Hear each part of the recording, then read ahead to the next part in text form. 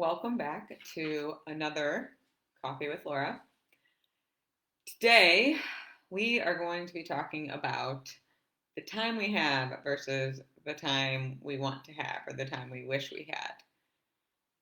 I don't know about you, but there seems to be one thought that keeps coming up, not only in my own personal life, but also with clients as long as I can remember, honestly. I just wish I had more time. There's not enough time. Time.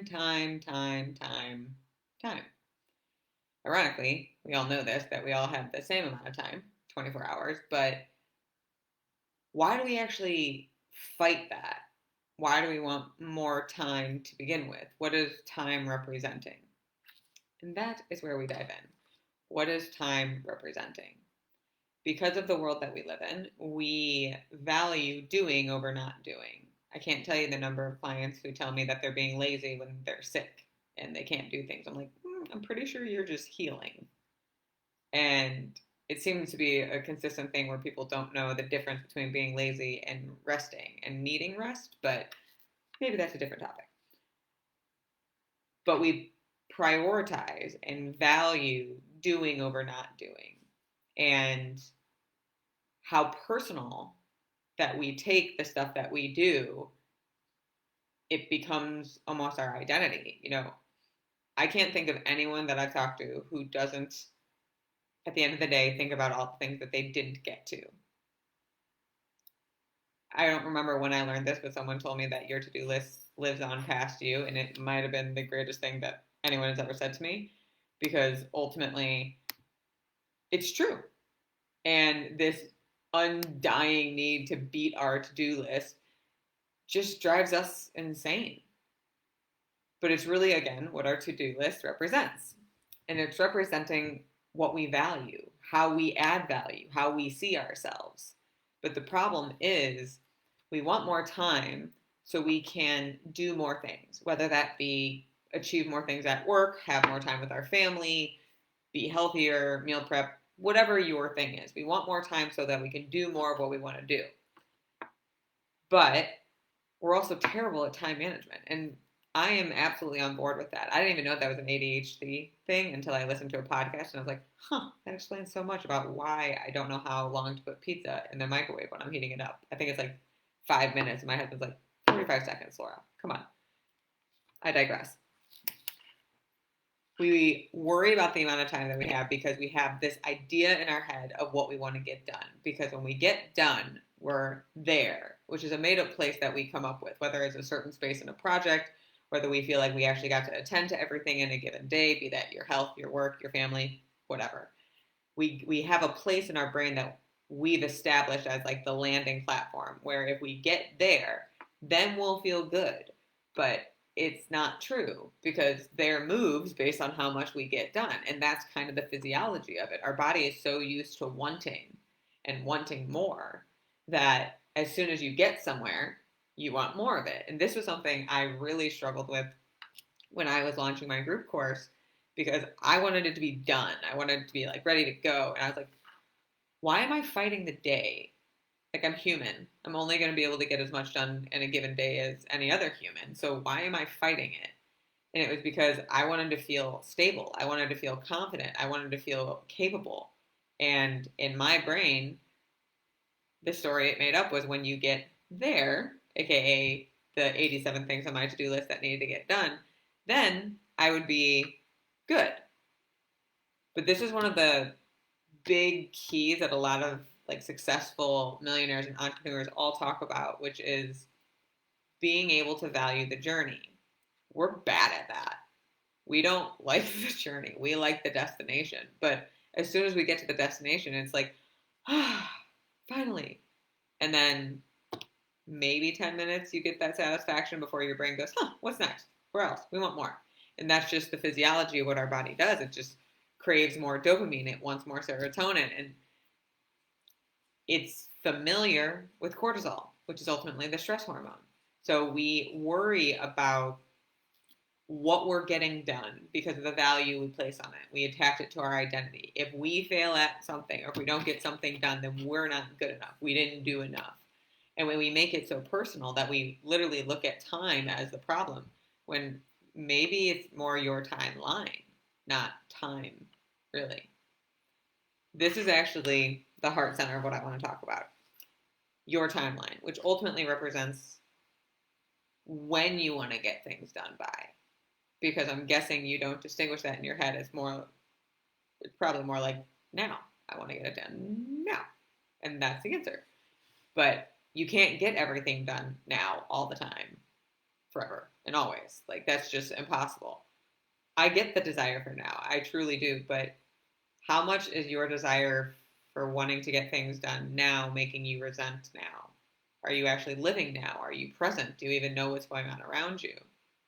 So many of my clients can't understand what's happening in their day-to-day. They don't know what they're feeling besides stress because they're so focused on doing and racing the time that they forget to live. Time is going to be what time is going to be. There's always going to be 24 hours in the day. You're only going to be human and only going to be able to do what you can do. If you reflect on your relationship with time, how many years have you been resenting time for there not being more?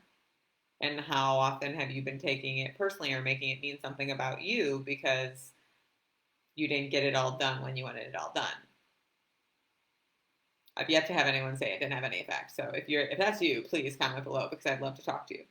But the problem isn't necessarily time, it's our timeline. Because we're focused on the end destination, because we want the sensation, the feeling of what we're making it personally mean about us, we want that feeling now. So the timeline is always moved to now. If we realize like, oh, okay, that's not realistic, and we just let the timeline be what the timeline's going to be and have faith in ourselves and just work efficiently, we can live, be efficient, feel good, which is enjoying the journey, instead of just feeling burnt out, stressed, exhausted, and constantly racing the inevitable 24 hours that we all have. Life is really about balance, and it's not just work-life balance. It's balance of your needs, balance of your health, balance of your relationships needs, balance of your friends' needs. And it's an impossible equation, and it's very independent.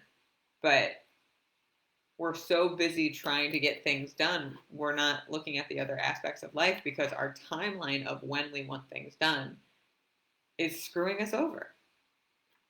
So what makes you so glued to your timeline? And that goes again to the psychology and the fear response ultimately. Because we make it all personal, that our value and our self-worth is attached to our doingness, then if we don't get it all done now, then the fear is our coworkers won't think that we're good enough. Our coworkers will make an excuse, or our partner will leave us, or I'll think I'm a failure. My parents will be disappointed. I mean, you name it. We've been so programmed to like outsource all of our energy within ourself and our sense of self and our self-esteem that we just work through it, burn ourselves out, and become completely stressed and exhausted, all because we're just too afraid to let go of the fictitious timeline that our brain has come up with. There's one thing that I've seen in almost every single client as well. The things that need to get done, most people actually get done. The problem can be in how we procrastinate and how we can try to perfect things out of fear as well, but that's a different conversation. But the things that need to get done are always going to get done because you feel that pressure.